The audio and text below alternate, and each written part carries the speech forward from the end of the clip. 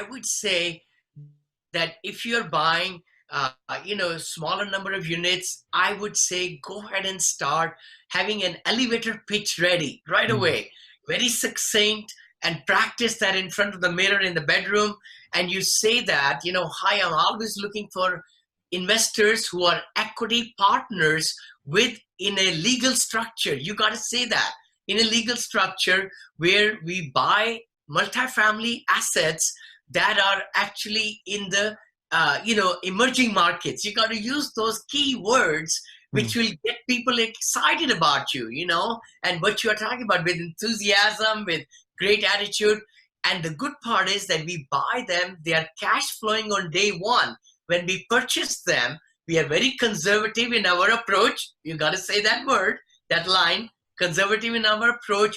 And then we add value to the assets to increase the net operating income or profits, and also the valuation. And our investor partners also get the gains.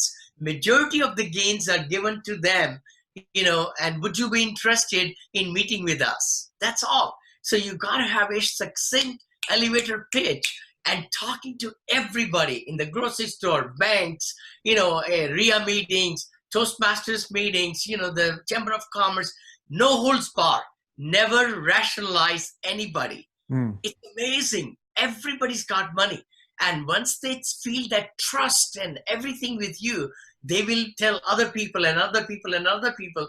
I never had a website for almost 9 years. 9 Wow. years. No website. And all the investors from 0 to 130 now, they have all been through the word of mouth, and it's amazing. That's the one thing I have to tell you or anybody, to get lots of investors excited about. And then, of course, the second plate I talk about is the brokerage. You got to talk to the brokers in the area you are buying and give them specific numbers. Don't just go there and say, hey, I'm looking for multifamily. That doesn't tell you. I'm looking for a B or C minus product or multifamily in this range to this range, 15 to 50 range, of units in this area of your town. And could you help me? Because I have money raised already. See, you got to say that I have equity partners. A lot of brokers will not deal with you if you don't say those right words, value add and equity, and I have the equity raised and all that. I have investors. Just say that I have investor partners who are bringing the money to the deal. Don't tell them that you are doing syndication. See, brokers want to sell the property. That's what it is. And again, I really promote that we should work with the listing brokers, because they could really have the back of their seller and your back also, because they have fiduciary responsibility to make the deal, a fair responsibility to both sides. But who knows the temperature of the seller?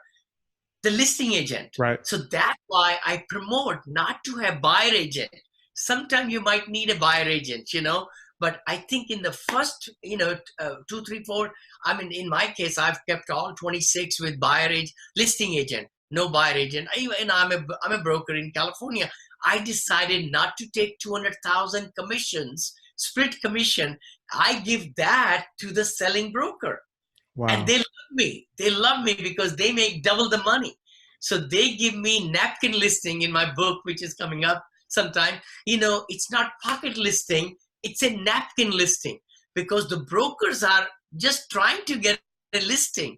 And I got the same property in the Texas area from 5 brokers. Same property. Wow.